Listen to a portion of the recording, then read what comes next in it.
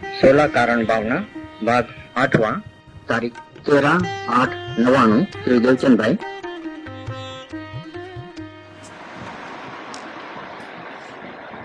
नमो अजंतानम नमो सत्तानम नमो आयर्याम नमो विभुचारा नमो वेद सर्वसाम नमो सर्वसाराय स्वानुभूत्या चकास्ते चित स्वभावाय भावाय सर्वभावन परच मंगलम भगवान वीर मंगलम गौतमोगम मंगलम कुंद कुंडालु जयं धर्मस्तु मंगल सर्व मंगल मांगल्य सर्व कल्याण कारकम दानम सर्व धर्माणि जैनम जयतु शासनम ओंकार बिंदु संयुक्त नित्यं ध्यायन्ति योगिनः आमदं मोक्षदं च ओंकाराय नमः। श्री समभद्र आचार्य देवचित श्री रत्नकरण सावकाचार उसका छठा भावना अधिकार के ऊपर पंडित सदाशिवदास काशीवंश की टीका है। दर्शन विशुद्धि भावना समय दृष्टि भाता वो भावना भाने से 16 प्रकार के जो 25 प्रकार के जो दोष है जिससे समय दर्शन मलिन होता है वो भावना बढ़ते ही अंतर स्थिरता बढ़ते ही वो दोष निकल जाता है। तो समय दृष्टि जीव को इस प्रकार के आचरण संबंधी श्रद्धा के दोष वो समय दर्शन के बाद कई जीवों को कुछ दोष होते हैं। आचरण संबंधी श्रद्धा के दोष के जो प्रकार है उसमें श्रद्धा संबंधी श्रद्धा का दोष, श्रद्धा संबंधी ज्ञान का दोष और श्रद्धा संबंधी आचरण का दोष। समय दृष्टि को चतुर्थ गुणस्थान वाले को पंचम गुणस्थान आने से पहले दर्शन प्रतिमा प्रथम पंचम गुणस्थान का प्रथम प्रतिमा है दर्शन प्रतिमा। वो जब तक नहीं आवे तब तक श्रद्धा संबंधी आचरण का दोष समय दृष्टि को भी होता है। तो ये समय दर्शन को मलिन करने वाले भाव। इसमें से कुछ बातें अपनी चली कि 8 अंग उनके सामने दोषों के सामने गुण 8 गुण पकड़ हुए 8 अंग और 3 मूर्ता का नाश 6 अनायतन का नाश। अभी 8 प्रकार के मद उसमें भी जाति मद, कुल मद, ऐश्वर्य मद, रूप मद और अब आता है शास्त्र मद। शास्त्र ज्ञान शुद्ध ज्ञान का गर्व नहीं करना चाहिए। तो बैंसरी के वचनामत में बोलाता है कि गंधर्व जो 12 अंक का ज्ञान मतलब सम्यक दर्शन के साथ छठे सातवें गुणस्थान में जुड़ने वाले गंधर्व देव को 12 अंक का ज्ञान है, लेकिन केवल ज्ञान के सामने वो बिंदु मात्र है। पूरी दुनिया आ गई। जैसा केवल ज्ञान में जितना भगवान जानते हैं उतना पूरा ज्ञान गंधर्व देव को होता है जब उनको 12 अंक का ज्ञान प्रकट होता है तब। और वो लिखा पढ़ी वाला ज्ञान नहीं है, क्योंकि बहुत लिखे तो लिख नहीं सकते इतना ज्ञान है। वो पूरा लिखा नहीं जा सकता, वो बहुत ज्ञान देता है तो सिर्फ लब्धि से ही प्रकट होता है। तो 12 अंक का ज्ञान जो है वो भी क्रम से जानना होता है उसमें और मन का आधार है वो। तो केवल ज्ञान को तो मन का आधार ही नहीं है, इंद्रियों का आधार नहीं है, नयों का आधार नहीं है। गंधर्व को तो नए का आधार लेना पड़ता है। तो इतना ज्ञान है जितना केवल ज्ञानी को ज्ञान है उतना ही ज्ञान, लेकिन मन का आधार वाला, इंद्रियों का आधार वाला। तो ये जो इतना सर्वोत्तम ज्ञान है वो केवल ज्ञान के एक समय की पर्याय के सामने बिंदु मात्र है। ऐसा बेंसी के वचनामत में आ रहा है। इसका मतलब क्या है कि शास्त्र ज्ञान का शुद्ध ज्ञान का कभी गर्व नहीं करना चाहिए। कभी कभी किसी को ऐसा हो जाता है गर्व कि हम इतना जानते हैं, हमारा ऐसा कोई जानता नहीं। हो सकता है कि ऐसा ही हो, इस काल में तुम्हारी बराबरी का कोई नहीं होगा। भगवान के ज्ञान के सामने तुम्हारा ज्ञान कैसा है, बिंदु मात्र। शास्त्र ज्ञान शुद्ध ज्ञान का गर्व नहीं करना चाहिए। दूसरा, ज्ञान हुआ क्यों? कि उसमें होने में ज्ञानावनी कर्म का क्षोभ हुआ है। इतना पुण्य पहले बांधा है, शास्त्रों का दान दिया है, शास्त्र छपवाए हैं, पाठशालाएं धर्म की खोली हो, किसी को समझाने में, धर्म का समझाने में प्रभावना की हो, ऐसा अगर कोई कार्य भूतकाल में किया है, उससे जो पुण्य बंधन हुए हैं, उससे ज्ञानावनी कर्म का क्षोभ हुआ। इसी कारण से स्मरण शक्ति ज्यादा रह गई। ये सब पुण्य का कारण है, ये कोई आत्मा का कारण नहीं है। भूतकाल में ऐसे जो कार्य किए, उससे जो पुण्य बंधन हुए, उसके कारण से याद शक्ति अच्छी है। और फिर इतना समय भी मिला, वो भी पुण्य का कारण है कि इस संसार में शास्त्र पढ़ने का समय भी मिलना मुश्किल है लोगों को। फिर भी इतना समय निकाल पाया, उनको याद रख पाया और इतना सारा ज्ञान इकट्ठा कर लिया। तो ये सब इसमें कोई आत्मा का कारण नहीं है, ये पूर्व का पुण्य है, इसलिए ऐसा होता है। कई जी सारा दिन शास्त्र पढ़ते हैं, कई सालों से पढ़ते हैं, तो भी उनको इतना ज्ञान नहीं होता है। कोई बार एक बार पढ़ लेते हैं और याद रह जाता है, तो आगे निकल जाता है। लेकिन ये सब पुण्य का प्रभाव है, ज्ञानावनी का क्षोभ के कारण से स्मरण शक्ति हुई। हाँ, तो पूर्व में ऐसा पुण्य किया था, तभी कोई जीव ज्यादा मेहनत करे इनसे भी ज्यादा, तो भी उनको ऐसा याद शक्ति न होगी। तो याद शक्ति रहना नहीं रहना, ज्ञान होना नहीं होना, उससे आत्मा की शांति का कोई संबंध नहीं है, ये कहने का है। आत्मा की शांति तो बिना शास्त्र के अभ्यास से भी हो सकती है, क्योंकि अनुभव ज्ञान से हम डायरेक्ट ज्ञान का आधार लेकर के आत्मज्ञान कर सकते हैं। तो जिनका ज्ञान में इतनी कमी हो, जागृत नहीं होता हो, तो फिर उनको शास्त्र की जरूरत पड़ती है। स्वयं नहीं जागता हो तो शास्त्र आदि तो क्या अलार्म घड़ियाल है, क्या आप खुद नहीं जागते हो तो पढ़ोगे तो आपको बार बार कहेंगे कि भाई आप यहाँ गलती करते हो, सुधर जाओ, अभी भी टाइम है और अभी भी आत्म कल्याण कर लो। लेकिन कोई जीव बिना अलार्म घड़ियाल के भी खुद जागृत होता है, सदगुरु की कृपा से भी होता है, जरूरी नहीं है। तो मतलब क्या है कि शास्त्र ज्ञान का आत्म शांति के साथ कोई इस प्रकार का संबंध नहीं है कि शास्त्र ज्ञान करेगा तो ही आत्म शांति होगी, नहीं तो नहीं होगी। तो शास्त्र ज्ञान कोई वैल्यू नहीं है, अध्यात्म ज्ञान में शास्त्र ज्ञान की कोई वैल्यू नहीं। और आत्मा लक्ष्य से अगर शास्त्र का अभ्यास किया है तो ही कार्यकारी है। आत्म लक्ष्य के बिना दूसरों को सुनाने के लिए, समझाने के लिए, अपना स्मरण शक्ति का प्रदर्शन करने के लिए, अपने ज्ञान का प्रदर्शन करने के लिए,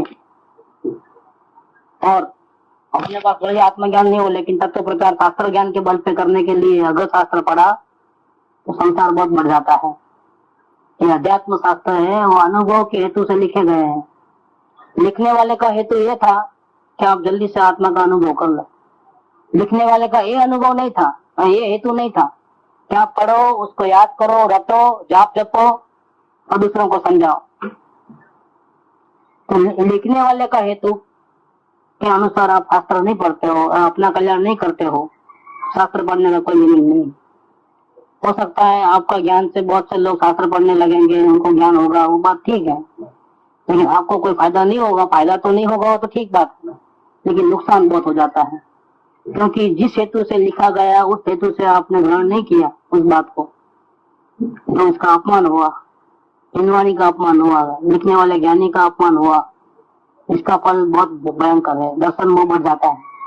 इसलिए शास्त्र अगर पढ़ना है तो आत्म हेतु से ही पढ़ना चाहिए, आत्म कल्याण के हेतु से, दूसरों को सुनाने के लिए नहीं पढ़ना चाहिए, ज्ञान का प्रदर्शन करने के लिए नहीं पढ़ना चाहिए। सब कंठस्थ करके याद कर लूंगा फिर बाद में किसी को समझा दूंगा, इसी हेतु से नहीं पढ़ना चाहिए। दूसरों को नीचा दिखाने के लिए कि देखो आपकी गलती यहाँ मिल गई, देखो आप ऐसा मानते हो लेकिन यहाँ तो ऐसा कहते हैं, तो आप झूठे हो, ऐसा समझाने के लिए भी शास्त्र का आड़ नहीं लेना चाहिए। बहुत से है इसके अंदर। तो कहते हैं कि आत्मज्ञान रहित का शुद्ध ज्ञान बिल्कुल निष्फल है, क्योंकि संसार बढ़ता है, संसार कम नहीं होता है। और आत्मज्ञान सहित का शुद्ध ज्ञान है तो फायदा होता है। आत्मज्ञान है तो शोभा देता है, आत्मज्ञान नहीं है तो शास्त्र ज्ञान को शोभा देता।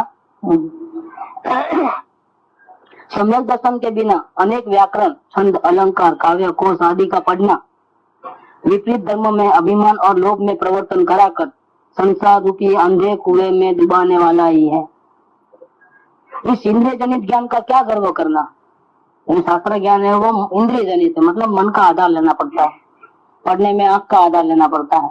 सुनने में कान का आधार लेना पड़ता है, तो पराधीन है वो ज्ञान जब हम ग्रहण करते हैं तो हम डायरेक्ट आत्मा से ग्रहण नहीं कर पाते हैं। बीच में आंख कान नाक आदि मतलब जो भी होता है उनका प्रकाश में ही होता है, पढ़ सकते हो, अंधेरे में नहीं पढ़ सकते हो। इन सब की सहाय लेना पड़ता है, पराधीन ज्ञान है। और इंद्रिय ज्ञान का क्या गर्व करना, क्योंकि ये इंद्रिय ज्ञान तो ऐसा है कि एक सेकंड में वात पीत और कफ के आगे पीछे होते ही चलायमान हो जाता है, अपना काम करना बंद कर देता है। और चाहे जितनी अच्छी सामने पदार्थ हो तो भी अपने को यहाँ गड़बड़ हुई, पूरा ध्यान पीड़ा में चले जाता है। पीड़ा कितनी भी हो तो भी वो काम नहीं करता है, जबकि अतीन्द्रिय ज्ञान तो मौन पथारी में भी काम करता है। आत्मा का जो ज्ञान है वो तो आप डेथ बेड पे हो तो भी आत्मा का अनुभव कर सकते हैं, लेटे लेटे भी कर सकते हो, इंद्रियों के साथ की कोई जरूरत नहीं है, अनपढ़ आदमी भी कर सकता है। तो इंद्रिय ज्ञान की क्या गर्व करना कि एक सेकंड में वात पीत कफ आदि के घटने और बढ़ने से चलायमान हो जाता है। इंद्रिय जनित ज्ञान तो इंद्रियों के विनाश के साथ ही नष्ट हो जाता है। और ये ज्ञान जो है कितना भी हो, डेथ हुआ तो दूसरे दो में साथ में आने वाला नहीं। ये स्मरण शक्ति है जो भी है वो पुण्य के उड़े से आई थी और पाप के उड़े से चले जाती है। किसी को तो बहुत ज्ञान होता है लेकिन वर्तमान में एक्सीडेंट हो जाता है तो खत्म, फिर याद नहीं रहता, ऐसा भी बनता है, इसी वो में खत्म हो जाता है। तो जरूरी थोड़ा है कि वो जिंदगी भर भी साथ देवे। इंद्रिय ज्ञान का क्या कोई भरोसा नहीं, जैसे आंखों की रोशनी है तो बुढ़ापे में तो वो भी चले जाती है। और कितना भी अच्छा देख पाता था लेकिन अब नहीं देख पाता है, पहले देख पाता, इसी भाव में ही चेंज है ना पूरा। ये कान अभी भी काम नहीं करते हैं मतलब बुढ़ापे में। तो ये इंद्रिय ज्ञान का कोई भरोसा नहीं है कब आवे और कब जावे। तो इंद्रियों के विनाश के साथ ही नष्ट हो जाता है। मिथ्या ज्ञान तो जैसे जैसे बढ़ता है और जितना जितना ये मिथ्या ज्ञान बढ़ता है, मिथ्या ज्ञान का मतलब क्या है कि ऐसा ज्ञान जिसमें आत्मा कल्याण का कोई हेतु नहीं है, ऐसा ज्ञान, वो सभी ज्ञान मिथ्या है। चाहे वो वकीलात का हो, चाहे डॉक्टरी का हो, चाहे बड़े बड़े समझो ना, कवि बन जाओ, लेखक बन जाओ, जर्नलिस्ट बन जाओ, जो भी बनना है बनो और दुनिया भर में नाम कमा लो, लेकिन आत्म कल्याण का हेतु नहीं है। ऐसा जो भी ज्ञान है वो मिथ्या ज्ञान है। तो इसका फल क्या आता है? तो मिथ्या ज्ञान तो जैसे तैसे बढ़ता है, तैसे तैसे खोटे काव्य, खोटी टीका आदि की रचना में प्रवर्तन कराकर अनेक जीवों को दुराचार में प्रवर्तन कराकर संसार समुद्र में डुबा देगा। खुद तो डूबेगा ही लेकिन अपने ज्ञान से दूसरों को भी डुबाएगा। ये अनुभव का ज्ञान है और जैन शास्त्र में ये सब थियरी है। पुद्गल का जो अरेंजमेंट है, निमित्त संबंध है, तो वो चुरा करके अनुभव बनाया तो इसमें क्या हुआ, इसको फायदा हुआ। वो भी शास्त्र ज्ञान ही है। तो शास्त्र ज्ञान के बल से ये सब एटम बम वगैरह बनाते हैं, मिसाइल बनाते हैं, वो बनाते हैं। तो ज्ञान तो लिया और ज्ञान में इतना विकसित भी किया और आगे इतना साधन भी बसाए, लेकिन क्या फायदा हुआ? आत्म कल्याण का हेतु नहीं हुआ। खुद ने भी बनाते वक्त कसाई किया और जब इसका प्रयोग होगा तो लाखों जीव भी, हजारों जीवों को मौत के घाट उतार देंगे। तो पाप का कारण है, तो संसार समुद्र में डुबा देगा। अतः शुद्ध ज्ञान का मत छोड़ो, ऐसे खोटे ज्ञान का जिसमें आत्म कल्याण नहीं होता है। ऐसा कोई भी ज्ञान हो, डॉक्टरी का हो, इंजीनियरिंग का हो, वकीलात का हो, व्यापार धंधे का हो, शास्त्र संबंधी हो, कोई भी ज्ञान हो ना, उसका कभी भी अभिमान नहीं करना। ज्ञान पाकर के आत्म विशुद्धता करो। अगर आप में ज्ञान ज्यादा है तो अपने आत्मा की विशुद्धि करो, उसे राग द्वेष से मुक्त कराओ। अगर बहुत बुद्धिमान हो तो ये काम पहले करो, क्योंकि हमारा आत्मा तो अनंत काल से भटकता है। तो अपना कल्याण कर लो। अगर ज्ञान ज्यादा है तो दूसरों को क्या दिखाते हो? दूसरों की सेवा चाकरी में क्यों लगा देते हो? समय क्यों गंवाते हो जबकि खुद डूब रहे हो? ज्ञान पाकर अज्ञानी के समान आचरण करके संसार में भ्रमण करते रहना वो योग्य नहीं है। हाथ में दिया रख ले करके अपना आत्म कल्याण नहीं करना और खड्डे में गिरना, अपना संसार समुद्र में भटकना, डूबते रहना, वो ठीक नहीं है, वो शोभा देता नहीं। तो ये शास्त्र मत ज्ञानी पुरुष को होता है, उनको शास्त्रों का इतना अभिमान नहीं रहता है, क्योंकि आत्मज्ञान के सामने उसकी कोई वैल्यू नहीं है। होता ये है कि जिसको अनुभव ज्ञान में जितना जितना वो आगे बढ़ता है, आत्मज्ञानी पुरुष, समय दर्शन जिसको हो गया है, उसको अंदर से आत्मा में से इतना ज्ञान अंदर से ही निकलता है खुद ब खुद अनुभव का, कि पहले आत्मज्ञान के पहले वो बहुत शास्त्र पढ़ता था, अभी वो शास्त्र पढ़ना की इच्छा भी नहीं करता है, तो कभी जबरदस्ती बैठता है तो 5, 10, 15 मिनट से ज्यादा पढ़ भी नहीं सकता है, क्योंकि इसमें जब भी पढ़ता है तो आत्मकल्याण का हेतु होता है, तो आत्मा जिसको पाना है वो तो उसको मालूम, इसलिए उसका उपयोग वहां टिकता नहीं। आत्मज्ञान के बाद अगर कोई लंबे समय तक शास्त्र पढ़ता है तो इसका एक ही हेतु होता है, टैली करना रहता है अपने परिणामों का, तो ही लंबे समय तक पढ़ सकता है। या कि इसको टीका लिखनी हो, इसको सरल भाषा में समझाना हो, दूसरे का हित करना हो, रेफरेंस देना हो पूर्व के ज्ञानी का, तो वर्तमान ज्ञानी को कभी कोई पूछते नहीं। बड़ी समस्या ये है। कृपाल देवी जब वर्तमान में थे तब कोई उनको नजदीक में नहीं आता था, वर्तमान में उसकी कोई वैल्यू नहीं है, घर की मुर्गी दाल बराबर, ऐसा ही होता है हमेशा। तो क्या होता है कि वर्तमान के ज्ञानियों को हमेशा पुराने जो हो गए हैं बड़े बड़े ज्ञानी, इसको दुनिया भी मानती है, दुनिया जिसको मानती है दुनिया। हाँ अभी तो हर जगह सितंबर दिगंबर सब जाने के बाद सौभाग्य ने लिखा था कि सर्प घर में आता है तो भगाते हैं उसको, और फिर नाग पंचमी के दिन जंगल में जाकर के पूजा करके आते हैं, दूध पिला के आते हैं। शिकायत का समझ में नहीं आता है ये पूजा ऐसी कैसी है क्या? वही अगर घर में घुसेगा तो भगाएंगे उसको, नहीं तो वहां बाहर जाकर के दूध पिलाएंगे, उसकी पूजा करेंगे, सब करेंगे। जिसकी पूजा करते हो उससे डरना कैसे?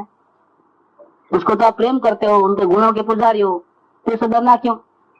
ये काय का भय है, ये काय का पूजा है कि भय के कारण से पूजा है और कुछ नहीं है। चमत्कार काय का है? पूजा का भय का है। ऐसे ही जब ज्ञानी वर्तमान में विद्यमान होते हैं तो कोई उसको पूछता भी नहीं है। चले जाने के बाद उसके मंदिर बनते हैं, उसकी समाधि बनती है, लाखों पुस्तक छपते हैं, उसमें फोटोओं का प्रचार होता है, सब होता है। और उनके जो शिष्य है वो ऐसे डूब जाते हैं, अपना आत्मकल्याण नहीं करके उनकी वाह पूजा में और स्तुति में ही और शास्त्र छपवाने प्रचार करने में ही उनका जिंदगी चले जाती है। ये अपने गुरु का बहुत बड़ा विराधना करते हैं। क्या अगर आराधना करनी है तो उनके जीते जी करो, जितनी करना है उनकी आज्ञा उठाओ, उनकी जितनी महिमा करना है करो। चले जाने के बाद क्या करने का है? चले जाने के बाद तो अगर नहीं किया आत्मकल्याण तो जल्दी से आत्मकल्याण करने में लगाओ, क्योंकि अब तो पहले गुरु का साथ था, अब तो आप बिल्कुल अकेले हो, अभी आपको खुद को संभालना है। लेकिन चले जाने के बाद जीव क्या करता है? आत्मकल्याण तो करता नहीं। जब जाते हैं उस दिन क्या करते हैं? अरे आप हमको छोड़ के क्यों चले गए, अभी हमको कौन समझाएगा आत्मकल्याण की बात, ऐसे रोते हैं। ठीक है, इसका मतलब क्या है कि हम आत्मकल्याण करना चाहते थे लेकिन अभी हम लेट हो गए और आप तो हमको छोड़ के चले गए, अभी तक तो हमारा कोई ठिकाना नहीं पड़ा है, इसलिए अफसोस की बातें करके वो रोते हैं, चिल्लाते हैं, याद करते हैं, उनको महिमा करते हैं बस। और थोड़ी सेकंड में भूल जाते हैं कि हमको आत्मकल्याण करना है। उसका प्रयत्न करने के बदले क्या करते हैं वो चले गए, उनकी महिमा करना, उनका प्रचार करना, उनके स्मारक बनाना, उनकी समाधि में पूरा पैसा लगा देना। आत्मकल्याण के लिए एक पैसा भी छोड़ता नहीं था वो जीव, और गुरु की समाधि में पैसा छोड़ देता है, त्याग करता है। तो ये आत्मकल्याण का रास्ता है? ये बिल्कुल गलत बात है, आत्मकल्याण का रास्ता नहीं है, उल्टा डूब जाएगा वो। ये डूबने का रास्ता है, क्योंकि अपना समय तो वो बढ़ने वाला नहीं है। पुण्य इकट्ठा होगा, लेकिन पुण्य को क्या करने का है? देखो यहाँ पर भी पुण्य की लालसा कैसी अंदर में पड़ी है।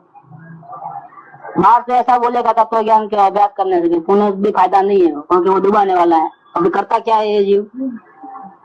गुरु की भक्ति, गुरु का स्मारक बनाने में क्या करता है? किसके पीछे पड़ा है? उसका आत्मकल्याण क्या हो रहा है? उसमें क्या फायदा हो रहा है उसको? तो अपने आत्मकल्याण की फायदा नहीं हो ऐसी कोई भी प्रवृत्ति करना, वो तो जीव का हित होने वाला है। वर्तमान में तो कितने झगड़े, तो इसलिए क्या होता है कि ज्ञानी पुरुष, बात तो यहाँ से चल कि ज्ञानी पुरुष को शास्त्र पढ़ने का जरूरत पड़ती नहीं, फिर भी कभी पढ़ते हैं तो उसमें वो आत्मा के आनंद को मुझते हैं अपने, लेकिन वो लंबा समय तक नहीं पढ़ सकते, उनकी परिणति में अभी उतना चलता नहीं, बल नहीं आता है। भक्ति भाव से थोड़ा बहुत पढ़ सकते हैं, लेकिन अपने आत्मकल्याण से तो वो थोड़ा भी नहीं पढ़ सकते हैं, क्योंकि उपयोग नहीं टिकता है वहां पर। क्योंकि जिसका कल्याण करना था, आत्मा को देखने का जो हेतु था, वो तो सफल हो चुका है, तो ज्यादा देर से पढ़ नहीं पाएंगे। फिर भी अगर पढ़ते हैं लंबे समय तक, समझो ज्यादा अभ्यास करते हैं, छानबीन करते हैं, तो वो इसीलिए इस जगत के जीव वर्तमान के ज्ञानी को, उनके वचनों को मानते नहीं, भूतकाल के ज्ञानियों को, उनके वचनों को आदर सम्मान करते हैं, क्योंकि वो आके समझाते हैं। हाँ, तो उनका आदर करते हैं। तो उनको मैं ऐसा कहता हूँ बोलेंगे तो गड़बड़। देखो आपके गुरु ऐसा कह के गए हैं, देखो गुरुदेव ऐसा कह गए हैं, देखो कृपादेव ऐसा कह गए हैं, देखो माता जी ऐसा कह गए हैं, ऐसा कहना पड़ता है। तो कौन से पन्ने पे वो बात जो कह गए हैं वो नोट डाउन होती है। वर्तमान के ज्ञानी को हैं,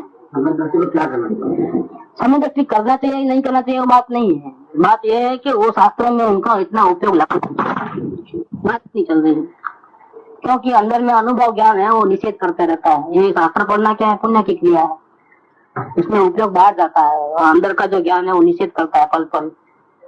और कितना भी शास्त्र ज्ञान हो तो अनुभव के ज्ञान के सामने तो कितना है, उसकी क्या वैल्यू है, जीरो है। भगवान जी लिखे कि अब मेरा लिखना पढ़ना सब बंद हो गया है, बंद जैसा हो गया है। मुमुक्ष दशा में बहुत शास्त्र ज्ञान वगैरह होता है, बहुत जानकारी का हो, कैसे आत्मज्ञान हो गए, कैसा हो गया, ऐसा जानकारी का बहुत रहता है आत्मज्ञान के पहले। लेकिन आत्मज्ञान के बाद पढ़ना बढ़ना सब बंद हो जाता है। विचार भी कभी आता है तो फौरन जागृति चालू रहती है, उसके बल से उसकी वैल्यू खत्म हो गई है ना, तो उसके पीछे रस नहीं रहता है। ये अनुभव करने की चीज है, कैसा होता है। अब शास्त्र पढ़ना नहीं होता है, बोझा रूप लगता है। ऐसे पूजा भक्ति सब बोझा रूप लगती है, ऐसा नहीं कि नहीं होता है प्रवृत्ति में, लेकिन बोझा रूप होता है। अशुभ भावों से बचने के लिए आता है, या दूसरे लोगों को समझाने का कोई अभिप्राय हो तो पुराने जिसको वो ज्ञानी मानता है उसके रेफरेंसेस निकालने के लिए, या वस्तु स्वरूप को बहुत क्लियर समझाने के लिए, इस हेतु से अगर हो गए तो ठीक बात है।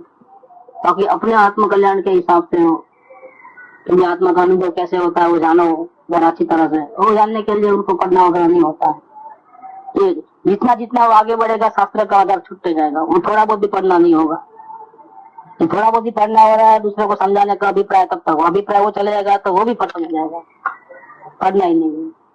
और थोड़ा बहुत पढ़ना होता है अपनी दशा को टैली करने के लिए, जब अपनी दशा का बराबर ज्ञान हो जाएगा खुद ब खुद, तो टैली करने की जरूरत नहीं पड़ेगी, तो वो भी छूट जाएगा, खत्म। फिर तो यहाँ से ही निकलता है ना सब, जो भी निकलता है।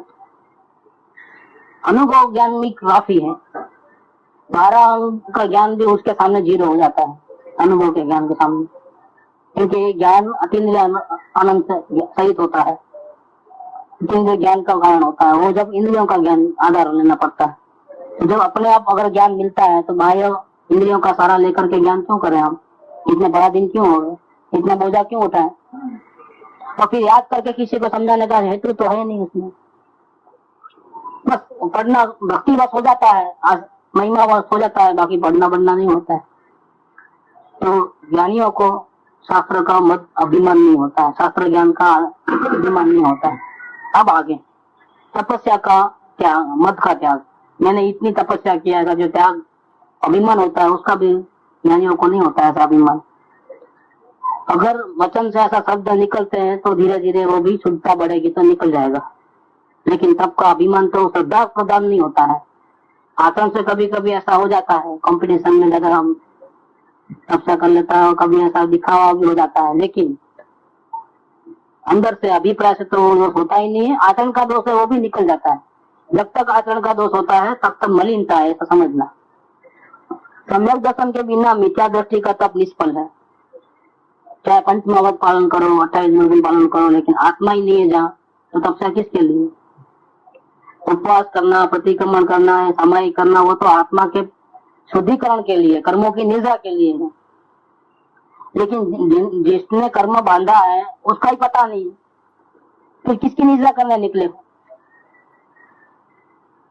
मिच्छामि दुक्कड़म, लेकिन क्या का मिच्छामि दुक्कड़म, किसका मिच्छामि दुक्कड़म, ऐसा ये हो गया है। फिर हमने क्या अपराध किया जो मिच्छामि दुक्कड़म, तो जिसका अपराध किया है उसको अदा करके बोलना पड़ रहा है, हमने आपको तकलीफ दिया है तो मिच्छामि दुक्कड़म। लेकिन अकेला मिच्छामि दुक्कड़म का क्या मतलब है। ऐसे उपवास माने क्या है कि आत्मा का जिसकी शुद्धि करनी थी, जिसके कर्मों की निद्रा करनी थी, उसका पता हो गया, उसकी महिमा हुई, उसकी सेवा करना, उसकी उपासना करना चालू है, तो खाने का विकल्प नहीं आया तो उपवास हो गया। उसकी महिमा में इतना डूब गया, उतना अंदर में लीन हो गया कि खाने का विकल्प नहीं आया, तो उपवास बराबर है। लेकिन आत्मा का पता नहीं है, लीनता तो बाहर में उधर उधर टीवी देखने में, नींद लेने में थक गया हूँ करके, आज उपवास है करके बड़ापन करने में, आज नहीं खाना है उसको बार बार याद करने में चले जाता है, तो काय का उपवास हुआ है? जिस दिन वैसा उपवास आत्मज्ञान के बिना करते हो ना, शुरुआत वाले की बात कर रहा हूँ, फिर तो आदत पड़ जाती है तो कोई बात नहीं। तो उपवास करते ही पैर में वो दर्द होता है, सर में दर्द होता है, शरीर में व्याधि होती है, भूख बहुत लगती है जोर से, और उसको उस दिन बहुत याद करना पड़ता है कि आज खाना खाना नहीं है। ये परेशानी वेरी बिगिनिंग में होता है, फिर तो आदत हो जाती है तो इजी हो जाता है, लेकिन फर्स्ट एक्सपीरियंस ऐसा ही होता है। उसको लगता है जैसा कि आज नहीं खाना खा रहा हूँ तो जैसा कि मैं कितना दुबला हो गया हूँ। दुबला भले ही नहीं हुआ है, लेकिन उसको ऐसा लगता है। तो काम तो मैं करूंगा तो और गिर जाऊंगा। हाँ सब उसको उस दिन ज्यादा प्रभाव होता है, उस दिन उसको ज्यादा याद आता है। तो फर्स्ट बिगिनिंग की बात कर रहा हूँ। फिर बाद में जैसे जैसे आदत पड़ जाती है तो मेंटल कोर्स में आ जाता है, लेकिन ये उपवास नहीं है असल में। ऐसे सम्यक दर्शन के बिना मिथ्या दृष्टि का जितना भी तप है वो निष्फल है। जो तप का ऐसा मत करता है कि मैं बड़ा तपस्वी हूँ, वह तप के मत के प्रभाव से या अभिमान करके, अभिमान के कारण क्या नुकसान होता है? तो बुद्धि को नष्ट करके बुद्धि खत्म हो जाती है, दुर्गति में परिभ्रमण करेगा। ये देखो तपस्वियों को समझाना बहुत मुश्किल है। क्या कारण है उसका? जो पहले से बहुत गलत प्रतिक्रमण तपस्या करता है, एक दिन खाता है एक दिन नहीं खाता है, पैर में चप्पल नहीं पहनता है, नहाता नहीं है, धोता नहीं है, हाँ ऐसा बहुत, और उसका नाम बहुत फैल गया है, तपस्वी सम्राट हो गया है, श्रावक शिरोमणि हो गया है। अब उसको समझाओ आत्मकल्याण की बात, ऐसे संसार के कारण में उसकी बुद्धि अच्छी दौड़ेगी। लेकिन यहाँ पर अवलोकन की बात भी समझ नहीं पाएगा, वेद ज्ञान की तो कहाँ समझेगा, अवलोकन का जो वैजिक है वो भी नहीं समझ। क्यों? इसका कारण क्या है कि तब का जो अंदर में अभिमान चल रहा है, उसके कारण से धर्म संबंधी जो बुद्धि है वो खत्म हो गई है, नष्ट हो गई है, उसका काम नहीं होगा कुछ, ये ऐसा ही भटकते रहेगा संसार में। उसको आत्मकल्याण होना बहुत मुश्किल है। ऐसे तपस्वियों को आत्मकल्याण होने में तकलीफ इसलिए होती है कि उनकी उस संबंधी बुद्धि का नाश हो गया। ऐसा संसार संबंधी बहुत बुद्धि है, बड़े बड़े लोगों को, बैरिस्टरों को भी पीछे कर देवे, इतनी बुद्धि है। लेकिन तपस्या का अभिमान के कारण से धर्म संबंधी बुद्धि है खत्म हो गई। उसने क्या किया, वो जहर पी करके पिटेल पी लिया है, खलास। अब उसको कोई सिस्टम पर उतर के आएंगे तो भी अवलोकन नहीं समझा सकेंगे, ये गारंटी है इस बात की, क्योंकि उसकी खत्म हो गई है। उस ज्ञान शक्ति जो ज्ञान ग्रहण करने की जो योग्यता है वो अभिमान के कारण खत्म हो गया है। ये बात इधर कहते हैं कि वो तप के मत के प्रभाव से बुद्धि को नष्ट करके दुर्गति में भ्रमण करेगा। अब जब आत्मज्ञानी नहीं होगा तो क्या होगा? आखिर एक आध बहुत तो स्वर्ग में जाएगा, क्योंकि तपस्या बहुत की है, त्याग बहुत किया है, लेकिन वहां से सीधा और एकेंद्री में जाएगा, सीधा भटकेगा उधर उधर अनंत काल तक। उसको समझ में नहीं आता। ये सब बातें शास्त्र में ऑलरेडी लिखी हुई है, लेकिन यहाँ जब आएगा तो ऐसा स्पीड से भगा देगा गाड़ी को, स्टेशन में रुकेगा नहीं, विचार नहीं करेगा कि देखो ये मेरे को लागू पड़ रहा है, वो तो फटाफट पढ़ लेगा। जब तपस्या की बात आएगी कि इतना उपास करना चाहिए, वहां बराबर जोर जोर से पढ़ेगा, क्योंकि वो कर ही रहा है ना। लेकिन जहाँ ये बात आएगी कि आत्मज्ञान के बिना तपस्या फेल है, निष्फल है, तो बढ़ाओ गाड़ी को, जल्दी भगाओ। देखो वही आंख है, वही बुद्धि है ना। शास्त्र में वो बात भी लिखी है, वो बात भी लिखी है, दोनों बातें लिखी है। कौन सी बात पसंद आती है उसको, और कौन सी बुद्धि? तो ये तब के अभिमान से क्या हुआ है, बुद्धि का नाश हो गया, सत्यानाशी हो गई है, अब वो आगे नहीं बढ़ पाएगा। अतः तप के गर्व को महान अनर्थ का कारण मानकर भव्य जीवों को तप का गर्व करना उचित नहीं है। तप किया है तो अपने आत्म कल्याण के लिए किया है, दूसरों को दिखाने के लिए थोड़ा किया। उसमें हेतु तो अपना कल्याण करने का था। तो फिर उसको क्या गिनती करना कि मैंने इतना उपवास किया, मैंने इतना किया। भाई तुमने किया तो किसके लिए किया? दूसरों के लिए किया कि अपने लिए किया है? शरीर में रोग हुआ हो, ठीक करने के लिए डॉक्टरों को कई पैसा दिया हो उधर उधर, उसकी गिनती रखते हो, उसका लेखा जोखा करते हो। कभी लिमिट है मेरी, 50,000 ज्यादा खर्चा नहीं करूंगा, चाहे मौत भी आ जाए तो भले आ जाए, लेकिन बाद में दवा नहीं लूंगा। 50,000 रुपये का लिमिट है मेरा बजट शरीर के लिए, ऐसा है बजट है कुछ। और कितना भी खर्चा किया होगा, खिलाया होगा, पिलाया होगा, नलाया होगा, धुलाया होगा, कितने लाखों रुपए का साबु गया होगा अब तक, साबु रोटी सब आज तक की जिंदगी में कभी हिसाब किताब है क्या कुछ? कि बिना फुकट के पैसे साबु वगैरह आए थे, कपड़े वगैरह, इसका हिसाब किताब करोगे तो शरीर को संभालने में कितना खर्चा किया है इस जीवन में, उसका कभी हिसाब किताब है क्या? कि इतने जूते बदले हमने, साल में 3 जोड़ी 4 जोड़ी, अभी तक 40 साल में कितने जोड़ी चले गए, तो उसका हिसाब किताब करो तो कितना रुपया होता है, उसका कोई हिसाब किताब नहीं। कितनी रोटी खाई, कितना पानी पिया, ये पानी भी फुकट नहीं आता है, म्यूनसिपालिटी टैक्स लगाती है, उसका भी पैसा भरना पड़ता है। ये पंखे के नीचे बैठे हो तो उसका भी पैसा लगता है, नहीं लगता है?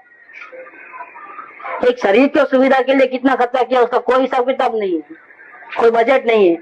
भाई यहाँ मेरी लिमिट है, यहाँ तक तो चलेंगे, क्या आगे मेरे पास नहीं है, क्या मरता है तो बोले आज ही मर जाए, कल मरने के बाद, ऐसा नहीं। और आत्मा के लिए थोड़ा बहुत भी किया, उपवास किया, एक क्षण किया, कुछ भी किया तो उसका गिनती, देखो मैंने इतना किया, सबको दिखाना है, ये सब गड़बड़ वाली बात है। इसमें आत्म कल्याण नहीं होता है, उल्टा नुकसान हो जाता है। ये बताता है कि हमको प्रेम नहीं है। पराये लोगों को कुछ भी देते हैं तो उसकी गिनती रखते हैं, अपने लिए कुछ भी करते हैं तो गिनती नहीं करते हैं। पड़ोसी को थोड़ा एक आटा भी दिया होगा तो देखो मैंने उस दिन दिया था, अभी तक लौटाया नहीं है, याद आएगा बराबर। 200 रुपया एडवांस लेके गई होगी भाई, तो अभी तक नहीं आया, तो उसको बराबर गिनती में बराबर याद रख करके मांग लेंगे, क्योंकि वो पराये लोगों को दिया नहीं जाता है। आत्मा हमारा पराया है, इसलिए उसके लिए जितना भी उपवास किया है तो सब गिनती में हिसाब रखो। हमने तुम्हारे लिए इतना उपभोग दिया, इतना तुम्हारा वो उपकार किया तेरे के ऊपर, इसमें क्या हुआ है? आत्मा में परायापन आया है, आत्मा को अपना नहीं माना है, दूसरा माना है, इसलिए गिनती रखता है और लोगों को दिखाता है कि देखो भाई आप लोग सब साक्षी हो, मैंने आत्मा के लिए इतना उपवास आदि किया है। क्या अभी कोई मुझे नरक में नहीं भेजना, क्योंकि देखो हमने इतना किया है। सब क्या है ये सब? ये आत्मा के लिए ऐसा तपस्या किया है और आत्मा को इसकी गिनती रखना माने आत्मा पराया हो गया। आत्मा पे प्रेम नहीं है, शरीर पे प्रेम है उतना आत्मा पे प्रेम, कुटुंब परिवार पे प्रेम है उतना भी आत्मा के वो प्रेम नहीं है। ये सब सजा भुगतना पड़ेगा। ये आत्मा का जितना आत्मा से दूर रहोगे, जितना प्रेम कम करोगे या दूसरे को आत्मा से भी अधिक प्रेम करोगे, उसका सबका दंड आपको भोगना पड़ेगा। कुदरत छोड़ने वाली नहीं है। जितना बाहर में प्रेम करोगे उतना दुखी रहोगे, जितना अपने आत्मा से प्रेम करोगे उतने सुखी रहोगे। ये सुख दुख का सीधा सीधा से एग्जाम्पल हो, क्या बोलते हैं, हिसाब किताब गणित है ऐसा। आत्मा से प्रेम करो सुखी हो जाओ, आत्मा को छोड़कर किसी का भी प्रेम ज्यादा करो दुखी हो जाओगे, रोना पड़ता है उसके लिए। कुदरत तो छोड़ने वाली नहीं है। तो तप मत में आया कि समय दृष्टि को तपस्या का अभिमान नहीं होता है, क्योंकि वो अपने आत्मा के लिए किया है ना, उसकी कोई गिनती उसको नहीं है, अभिमान भी नहीं होता है। अब बल मत, काया का बल रहता है ना, और जिसको मोक्ष जाना होता है उसका तो शरीर भी ऐसे होते हैं। ये अभी वर्तमान में तो हम 15 मिनट भी ठीक से नहीं बैठ सकते हैं, क्योंकि शरीर का इतना हो पावर नहीं है। लेकिन जो मोक्ष जाने वाले होते हैं उसी भाव मोक्ष जाने वाले होते, तो उसको तो क्या होता है, शरीर का संगठन भी ऐसा होता है। जैसे समझो पत्थर की मूर्ति हो तो उसको ऊपर रेती का पानी से गीला करके लड्डू बनाकर फेंको तो क्या होगा? तो पत्थर टूट जाएगा कि रेती का टुकड़े टुकड़े हो जाएंगे सब? कैसा होगा? हाँ, अगर बॉल मारोगे तो पत्थर टूट जाएगा, बॉल वापिस आ जाएगा, उसको कुछ भी नहीं होगा। ऐसा ही शरीर होता है, उस भाव मोक्ष जाने वाले का शरीर ऐसा होता है, तो उसका नाश नहीं होता है और सालों तक ऐसा का वैसा ठहर सकता है। जैसे बाहुबली ये 1 साल तक ठहरे ना एक ही जगह पर, हम 5-6 घंटे भी नहीं ठहर सकेंगे, फौरन कमर दुखेगी, क्या पैर खाली खाली हो जाएंगे, शून्य हो जाएंगे। क्यों? उन्होंने 1 साल कैसे रह पाए? कि मोक्षगामी जीवों का शरीर का संतन, उसको बोलते हैं वृषभ नाराज सवनना।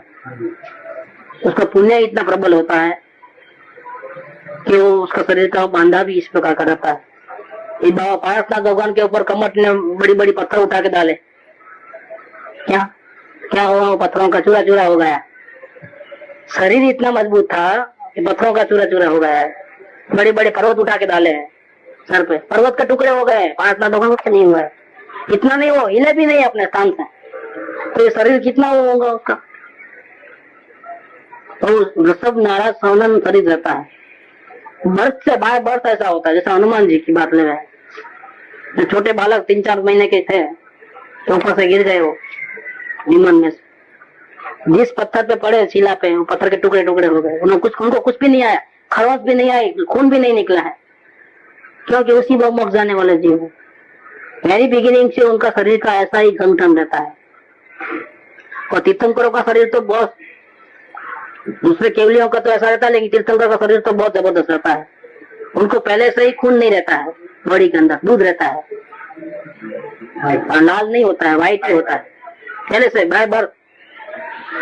लाल खून नहीं रहता है उनके शरीर में। 1008 लक्षण होते हैं शरीर में, उत्तम प्रकार का शरीर होता है वेरी बिगिनिंग से, उनको कुछ हो सकता नहीं। तो किसी को ये बल का अभिमान होता है, लेकिन ये बल आया कहां से? आत्मा का चमत्कार है कि पुण्य का चमत्कार है? तो आत्मा को भूल करके पुण्य किया है तभी ऐसा हुआ है। बाहुबली का ऐसा कहते हैं कि मुनिराज की उन्होंने वयाव्रत किया था, उनके पैर दर्द होते थे, पैर दबाए थे, वो सब किए थे भूतकाल के भाव में। तो उसका जो पुण्य हुआ, इसमें उनको ऐसा बल मिला शरीर का कि दुनिया में इनके बराबर कोई नहीं कर सकता। भरत चक्रवर्ती भी नहीं कर सकता। उनके सामने अगर आमने सामने टक्कर हो जाए तो भरत चक्रवर्ती को हारना पड़े। उतना जितना बलवान शारीरिक बल वाला दूसरा कोई नहीं था, इतना बल उनको पैदा होता है। ये नेमिराज भगवान की ऐसी कर दिया था उंगली को, पूरी सेना को बोले कि खींचो, खींच नहीं पाए, सब गिर गए थे। क्या इतना बल हो गया था उनको? वो देख करके डर गए कृष्ण महाराज भी, ये तो इतना बल वाला है कि अगर वो रहेगा तो फिर राजा वही बनेगा, मैं तो लड़की खा लूंगा। यहाँ पे छल कपट वगैरह करते हैं, जब ऐसी बातें आती हैं पुराणों में, तो इतना बल रहता है। ये बल कहाँ से आए? पूर्व के पुण्य के प्रताप, उन्होंने इस प्रकार का पुण्य बांधा है तो ऐसा बल आया है। वो नाम कर्म जो है तो शरीर का बांधा वगैरह होता है, वो इतना जबरदस्त बांधा हुआ है। तो यह सम्यक दृष्टि को बल का अभिमान नहीं होता है। बल मत का त्याग, जिस बल से कर्म रूप वेरी को जीता जाता है, काम क्रोध लोभ को जीता जाता है, वह बल तो प्रशंसा योग्य है। तो वो बल किसका है? वो ज्ञान का बल है। ज्ञान से आप विकारों को जीत पाओगे। अगर आपके पास आत्मज्ञान नहीं है तो क्रोध मान माया लोभ को नहीं जीत पाओगे आप। तो वो तो प्रशंसा करने योग्य है, ज्ञान तो प्रशंसा करने योग्य है, क्योंकि वो आत्मा का गुण है। लेकिन देह का बल, यौवन का बल, ऐश्वर्य का बल पाकर के अन्य निर्बल अनाथ जीवों को मार डालना, उनको ठग लेना, दादागिरी करके डांट के वो वसूल कर लेना, धन छीन लेना, जमीन जीविका छीन लेना, कुशील का सेवन करना, दुराचार में प्रवर्तन करना, यह बल प्रशंसा योग्य नहीं है। इसकी प्रशंसा करने योग्य नहीं है। क्यों? कि ऐसा बल से हमेशा हम दूसरों को डराने में लगा लेंगे, दूसरों को हैरान करने में, धमकाने में, और कोई भी अनर्थ हम कर लेंगे, कोई भी उल्टा पुल्टा हम काम कर लेंगे, हमको डर नहीं लगेगा। क्यों? हमको तो कोई, सब लोग हमसे डरते हैं तो हमको कौन कुछ करेगा। ऐसा करके पाप को बढ़ाने वाला बल है ये, हम पाप कर लेंगे बहुत ज्यादा। ये बल प्रशंसा योग्य नहीं है। वह बल मत तो नरक के घोर दुखों को असंख्यात काल तक भोगा कर तीर्यम गति में मारण ताड़न लादन द्वारा तथा दुर्वचन शुद्धा कृषा आदि के अनेक दुख अनेक पर्याय में भोग कर आखिर में एक इंद्रियों में समस्त बल रहित असमर्थ कर देगा। ये बल कैसा है? शरीर का बल जो है, इस शरीर के बल के कारण जो भी उल्टी प्रवृत्ति चलेगी जो कि आत्महित में नहीं है, उस प्रवृत्ति का फल क्या है? कि सीधा निगोद में नहीं जाएगा, पहले नरक गति में जाएगा, बहुत दुखों को भोगेगा, उसकी सजा बराबर मिलेगी। फिर वहां से कब छूटू ऐसा निदान अर्थ ध्यान करके नरक में से निकल करके तीर्यन गति में आएगा, जानवर बनेगा। तो वहां उसको मारना ताड़ना लादना और गालियां सुनना, भूख प्यास सहन करना, अनेक दुख सहन करना पड़ेगा कई जन्मों तक। फिर बाद में बहुत अर्थ ध्यान करके आखिरी में वो निगोद में जाएगा एक इंद्रिय में। इतना उसका फल है, बहुत बड़ा बुरा काम है ये। नरक गति में जाने का कारण ये शारीरिक ताकत है। कोई भी ऐसी ताकत, जैसे पहचान किसी को अच्छी हो, हम बलवान नहीं है लेकिन हमारा जो जिसकी पहचान है वो पुलिस ऑफिसर है, कमिश्नर है, वो है, फिर हमारा पावर कितना बढ़ जाता है। हम तो गुंडों को भी ललकारते हैं कि आ जाओ हमारा दम है। तो क्यों? हमारे पीछे वो बल पड़ा है।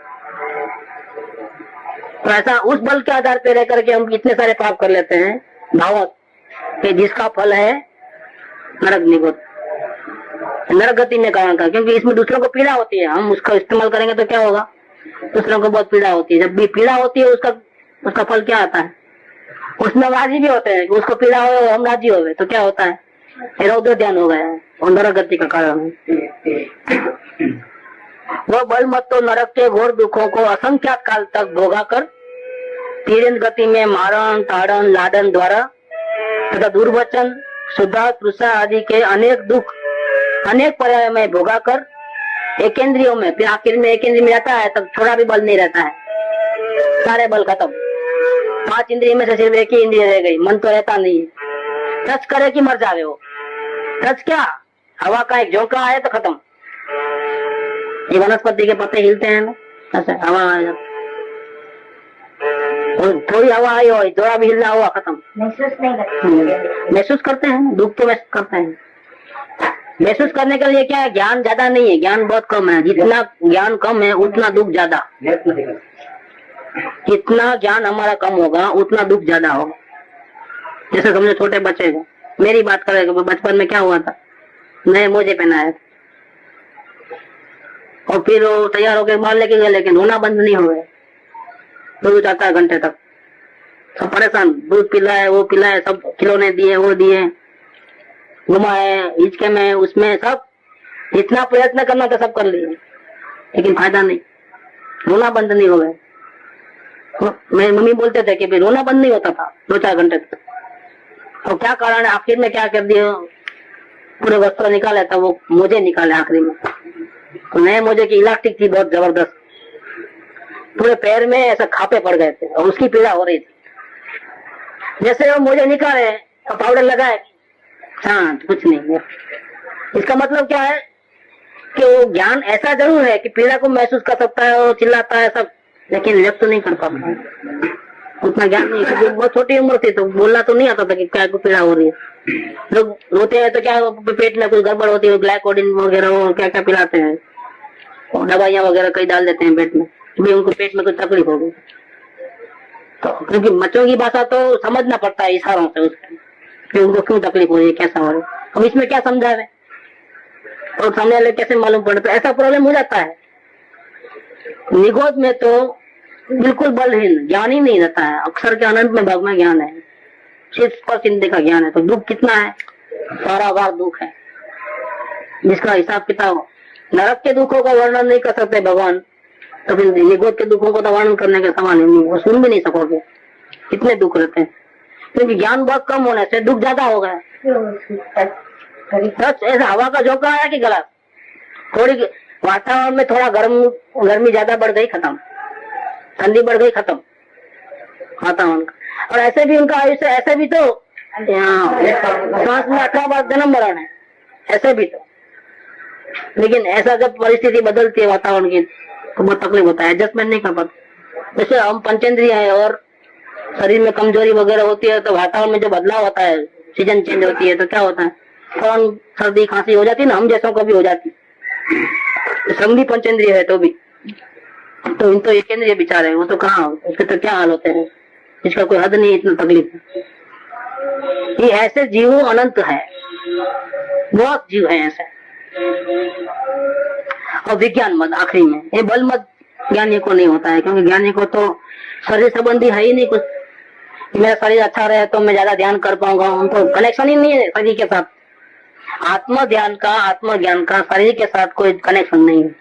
शरीर अच्छा रहो, बीमार रहो, कैसा भी रहो, आत्मज्ञान फिर भी हो सकता है। तो उनको कोई कनेक्शन नहीं होने से, शरीर अच्छा रहे तो भी उसको मद नहीं होता है कि मेरा शरीर अच्छा है, ऐसा नहीं।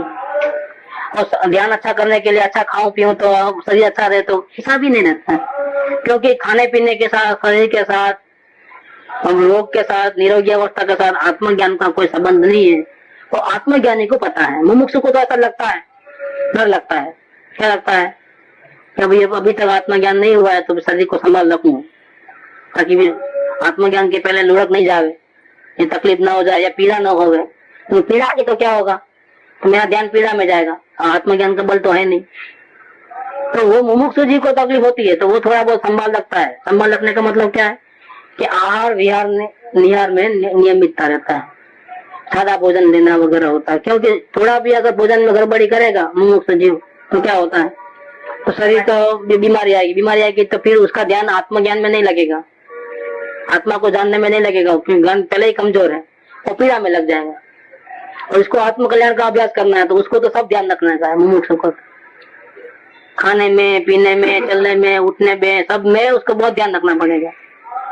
उसका परिग्रह की रुचि कम कर देना है, थोड़ा नहीं कमाएंगे, कम कमाएंगे चलेगा, लेकिन पूरा का पूरा समय कमाने नमाने में नहीं जाना, थोड़ा अपनी जरूरत कम कर दो अभी और टाइम बचा करके आत्मज्ञान पहले करो, तो उसके लिए वो सब कंट्रोल करता है जीवन को।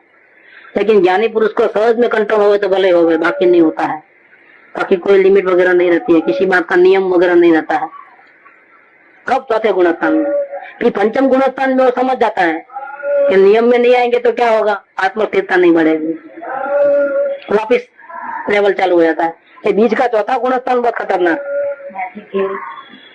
चौथे गुणस्थान में कोई नियम नहीं रहता है, व्रत पथ का कुछ नहीं, किसी कोई करते हैं लेकिन नियमबद्ध नहीं कि ऐसा करने से फायदा होता है, ऐसा नहीं होता है।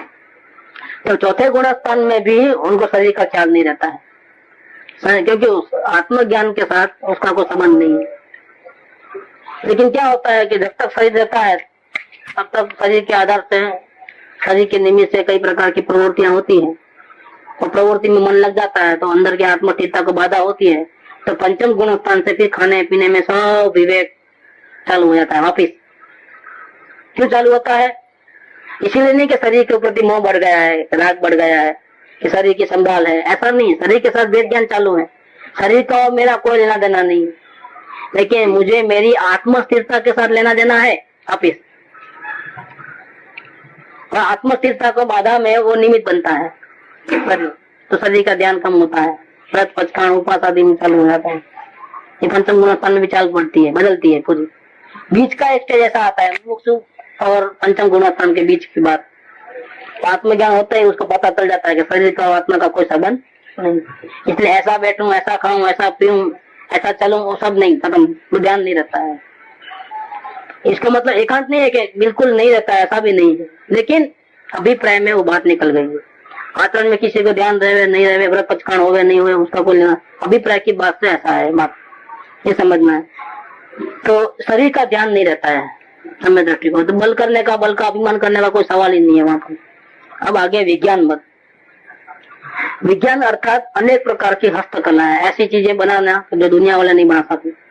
ये भी एक विज्ञान है, जो नहीं वो रशियन में वो बेले डांस करते हैं, आइस के उसके ऊपर पहन के नहीं घूमते फिरते हैं, डांस करते हैं, या फिर वो जिम्नास्टिक के होते हैं। देखो ये भी एक विद्या है, अपन नहीं कर सकते, ऊपर से डाइव लगाने का और ऐसा घूम घूम के फिर नीचे, ये भी एक विज्ञान है। ये भी शरीर बॉडी को इस प्रकार से उन्होंने बहुत प्रैक्टिस के बाद एडजस्ट किया है। कोई दौड़ में फर्स्ट आता है, कितना दौड़ सकता है, कोई जंप मार सकता है लॉन्ग जंप में ऐसा, और कोई ऐसी ऐसी चीजें बनाता है कि चावल के छोटे दाने के ऊपर मूर्ति बनाता है। देखो कितने सारे कि पोस्ट कार्ड में कितने लाखों शब्द लिख देता है, जो अपन कांच से ही पढ़ सकते हैं, बाकी पढ़ नहीं सकते हैं। ऐसी ऐसी कोई बहुत सी कलाएं होती है, उस कलाओं का अभिमान हो जाए। देखो मैं जैसा कोई नहीं है, मेरे पास जो कला है वो किसी के पास नहीं है। लेकिन भैया तुम भूखे मरते हो, वो कला का क्या संबंध है?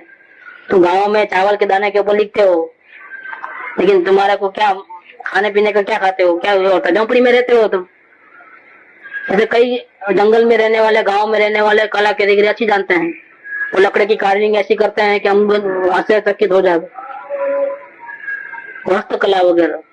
लेकिन उसको बेचारे को खाने को भी नहीं मिलता हो।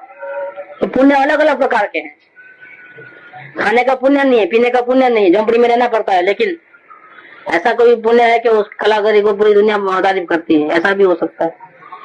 तो विज्ञान अर्थात अनेक हस्तकला, अनेक वचन कला। किसी को बात करने की स्टाइल बहुत होती है, बहुत से जो फ्रॉड होते हैं उसमें क्या है कि बातचीत करने का तरीका ऐसा होता है कि वो खींचे में एक पैसा नहीं, दमड़ी भी नहीं है, लेकिन जाकर के मैं इनकम टैक्स ऑफिसर हूँ करके जाके बात करता है तो लाखों रुपए लेके आता है। क्या ऐसा हुआ है ना? केसेस नहीं होते हैं? 2-3 जने मिलके जाते हैं, इनकम टैक्स ऑफिसर हूँ, तो तय पड़ जाता है। मारवाड़ी सेठ क्या करता है, अब इतनी रुआब से बात करते हैं कि वो तो खत्म मामला, ये दिखा वो दिखा, भैया छोड़ दो ना भैया, अच्छा भाई चलो, ऐसा करके फिर कलई करके चले आते हैं। पुलिस को फोन किया तो देखना, ऐसा सब ये सब हो जाता है इसके अंदर।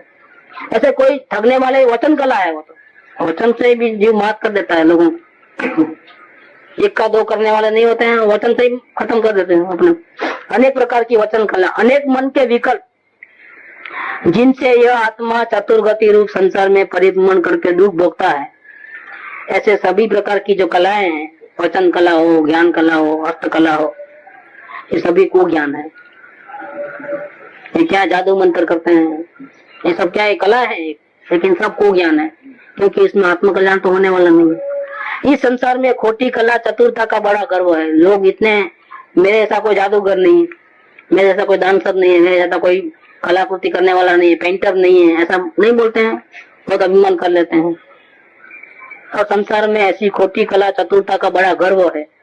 मेरी सामर्थ्य तो ऐसी है कि सच्चे को झूठा कर दूं, क्या झूठे को सच्चा कर दूं, कलंक रहित को कलंक सहित कर दूं, शीलवंतों को दूषित कर दूं, और दंडनीय को दंड पाने योग्य कर दूं। वकीलात के पास तो ऐसा होता है ना, झूठे प्रूफ लेके आते हैं, झूठी साक्षी लेके आते हैं, झूठे दस्तावेज होते हैं, और सच्चे को झूठा, झूठे को सच्चा कर देते हैं वो लोग। अपने बुद्धि का प्रभाव है इस प्रकार का। बहुत दिनों से रोक रखे धन को निकाल लो, धर्म छुड़ाकर उल्टा श्रद्धान करा दो, ये खोटी कला है। कृपालदेव कहते थे कि जैन दर्शन को अगर तर्क से करना है, अगर बुद्धि से झूठा साबित करना है तो मैं कर सकता हूँ। कृपालदेव के पास इतना ज्ञान था कि जैन दर्शन बिल्कुल झूठा है, ऐसा मैं साबित करके दिखा सकता हूँ जगत के लोगों को, इतना मेरे पास ज्ञान है, और तर्क से मैं ऐसा कर सकता हूँ। लेकिन इसमें जीवों का कल्याण नहीं है, अकल्याण है, इसीलिए वो बात भी मैं कभी सोचूंगा नहीं। क्या जैन धर्म झूठा है, ऐसी बात भी मैं सोचना नहीं चाहता हूँ। वो खत्म कर दिया, वो बात ही खत्म कर दिया। 16 अवदान भी खत्म, 100 अवदान करते थे वो भी खत्म, अभी अवदान नहीं करना है। ये चमत्कार से लोग आते हैं, आत्मकल ज्ञान करने के लिए नहीं आते हैं मेरे पास चौकड़ी। मेरे पास ज्योतिष ज्ञान है इसलिए आते हैं लोग मेरे पास चौकड़ी। आत्मज्ञान करने के लिए आओ मेरे पास, ये सब कला सीखने के लिए मत आओ मेरे पास। सब बंद करें हैं, बाद में कोई नहीं आता। अगर ये 16 अवदान चालू रहते तो लोगों की भीड़ लगती थी। जब हाथ देखते थे तब तक तब तो हाथ जब तक देते थे लोगों की भीड़ लगती थी। जब आत्मज्ञान की बात करने लगे तो लोगों ने देखा यहाँ से कोई अपना दाल गिरने वाला नहीं। लोगों को तो क्या चाहिए, संसार के सुख चाहिए, आत्मज्ञान कहाँ चाहिए। सब हट गए, गिने चुने रह गए, जिसके लिए उनको तड़पना पड़ता था स्वभाव भाई ये सब के लिए कि आप तो वहाँ है और हम इधर हैं, यहाँ कोई सत्संग नहीं मिलता है। सत्संग सुनने के लिए उस काल में कोई तैयार नहीं था, हाथ दिखाने के लिए भीड़ लगती थी। देखो तो 100 अवदान करते थे तो दुनिया भर के लोग, बड़े बड़े बैरिस्टर, वो ये वकील, बड़े बड़े ज्ञानी, वो 100 देखने के लिए इकट्ठे हो गए थे। देखो, और जब आत्मज्ञान की बात करने लगे तो कोई सुनने को तैयार नहीं था, क्योंकि जगत के जीवों को सच्चा सुख नहीं चाहिए। असल में धर्म छुड़ाकर उल्टा श्रद्धान करा दूं, प्राणियों के वशीकरण, नहीं तो वशीकरण मंत्र, हिप्नोटिज्म, तो जैसा बोले ऐसा ही करता है वो। उठो बोले तो उठता है, बैठो बोले, ऐसा ही मंत्र वगैरह रहते हैं। प्राणियों के वशीकरण, अनेक जीवों का मारण, अनेक प्रकार के जल में गमन करने के, जमीन पर गमन करने के, आकाश में गमन करने के यंत्र आदि बना देना। ये ताम्र यंत्र रहता है, जैनों का यंत्र, उसमें कुछ कुछ लिखा होता है, हर एक की दुकान में मिलेगा। क्या लोगों को पैसा बहुत चाहिए तो क्या करोगे, ग्राहक ज्यादा आवे इसलिए क्या करोगे। ऐसा महाराज साहब के पास मंत्र तंत्र करा के वो लेके आते हैं, ताम्र मंत्र आगे आता है ना कुछ, अभी तो अपन मिलते हैं बाजार में। तो महाराज साहब का हाथ लग जाएगा तो वो रख देते दुकान में पड़ी के मान कर, कोई वो लाल कपड़े में लटका लेता है। क्या कोई विजय यंत्र होता है, कोई कैसा यंत्र होता है कि भगवान जाने, इतने सारे पंचायतें होती है इसकी। तो ऐसे यंत्र आदि बना देना इत्यादि अनेक कला चातुर्य है, वे सब कुज्ञान है, क्योंकि इसके पीछे आत्म शांति का कोई हेतु नहीं है। इनका गर्व करना नरक के घोर दुखों का कारण है। तो मिल जाए और वो लगा दे और पैसा आवे समझो और राजी होवे तो क्या रौद्र ध्यान हो जाएगा। कहाँ जाओगे हम गलतियों को भोगने के लिए, नरक में। ये नरक गति का दुखों का कारण है। कला चातुर्य तो यदि सम्यक हो तो वो शोभनीय है।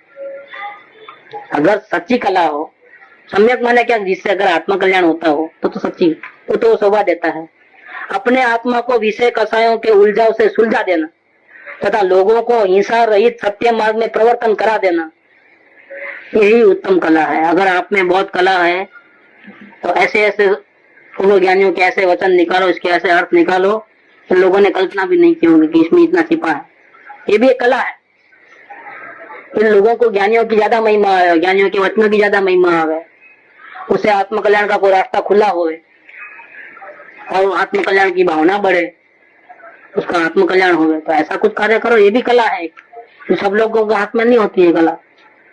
तो अपने आत्मा को विषय कसायों के उलझाव से सुलझा देना तथा लोगों को भी हिंसा रहित सत्य वितराग मार्ग में प्रवर्तन करा देना, ये भी एक उत्तम कला है। तो ऐसी कला तो अच्छी है, लेकिन दूसरी कला वो अच्छी नहीं है। इस प्रकार सच्चे वस्तु स्वरूप को समझकर जाति, कुल, ऐश्वर्य, रूप, श्रुत ज्ञान, तप ज्ञान, बल, विज्ञान आदि को कर्म के अधीन जानकर इनका अभिमान छोड़कर दर्शन विशुद्धता करो। 3 मूर्ता, 8 शंका आदि दोष, 6 अनायतन और 8 मद, इन 25 दोषों का परित्याग करने से, परित्याग का मतलब त्याग नहीं, परित्याग, परि माने संपूर्ण रूप से, चारों ओर से, मन से, वचन से, काया से, कर्म करावू अनुबंधन, परित्याग करने से सम्यक दर्शन की उज्ज्वलता हो जाती है, तब आपका समय बराबर है। ऐसा जानकर निरंतर दर्शन विशुद्धि भावना का ही चिंतन करना। मतलब क्या कि ऐसी हमारे में गलती अभी भी होती है तो उसको जानना, जागृति में रहना, ये गलती ऐसा मानना, इससे मुक्ति होने की भावना भावना, ये दर्शन विशुद्धि भावना है, उसका ही चिंतन करना। इसी को ध्यान गोचर करके, मतलब नजर में मालूम पड़ना चाहिए कि ये हमारी गलती हो रही है, करके स्तुति सहित उज्जवल अर्घ उतारण करना, यही मुक्ति रमणी से संबंध करना है। अपने दोषों का ज्ञान करके, जिनेन्द्र देव पूर्ण वितराग हैं, अपने से आगे हैं, उनकी स्तुति मतलब प्रार्थना, महिमा, भक्ति सहित उज्जवल अर्घ, चावल वगैरह चलाते हैं ना, अर्घ उतारण करना, यही मुक्ति रमणी से संबंध। सुख धाम अनंत सुसंत चही, दिन रात रहे तद ध्यान मही, प्रशांति अनंत सुधामय जे, प्रणमो पद ते वरते जयते, प्रणमो पद ते